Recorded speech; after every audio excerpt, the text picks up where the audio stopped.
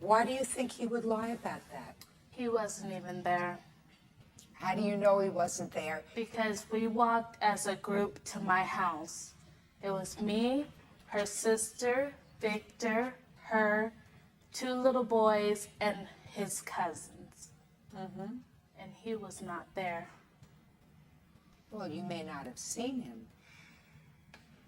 But that doesn't necessarily mean because you weren't with his group.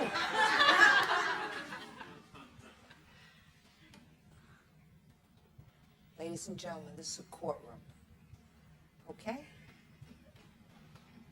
You may not have seen him, but that doesn't mean he wasn't there. Why do you think he would lie about something like that? Because he hates me also. Oh, sounds to me like a lot of people hate you. Why do you No. think he hates you? No, see, his mom or his aunt or whoever takes care of him told the cops that I beat them, which I don't. So I don't know where he's getting these thoughts at of who or what. Well, that's his mom because he says that you haven't touched him. Is that right, Eddie? Yes. So if somebody said that they were hurting you, they would be lying. Is that right? Yes. And you didn't lie to me today, did you? No.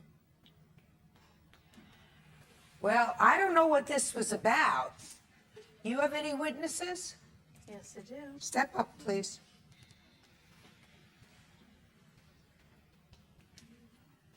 State your name. Madeline Valdez. Madeline, you know that it's really important to tell the truth in a court. Yes. What do you know about this car scratching incident? I was with them when we came back and we saw the car. And that's it. How long were you with them? I was with them the whole time. So the whole time we were outside in broad daylight. Your Honor. What time had you parked your car? I parked my car, it was about 7, I'd say about 6:45, and I was leaving at 7:45 because I needed to go pick someone up from work. Was it light or dark It was outside? dark when I left. It was dark. I was there for about 45 minutes to an hour. It was completely dark.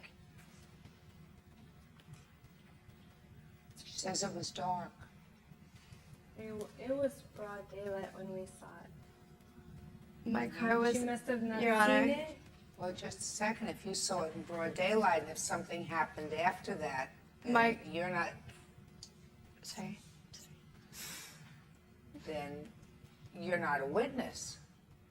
You were with them perhaps at a different time.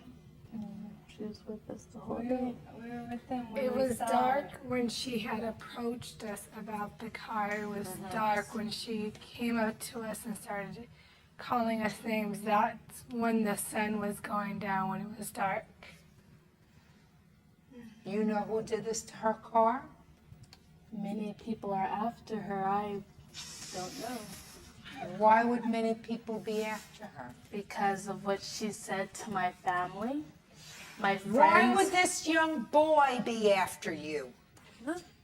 This little boy is nothing to He me. was coached. It was says in the It- police yeah. report that the little boy was coached with his cousin. Where's that police report?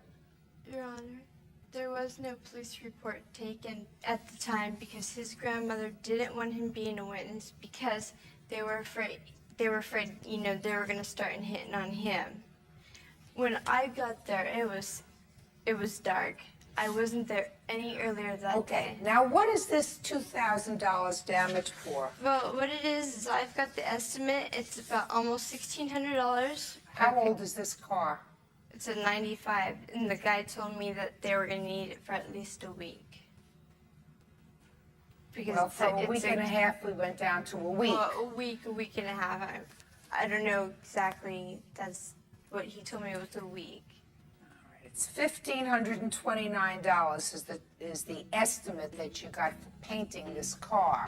This court is charged with trying to evaluate the credibility of witnesses and And what we have to do when we're evaluating the credibility of witnesses, we have to look and see, one of the things we look to is to see whether the witnesses are related to each other, what motive they would have to lie.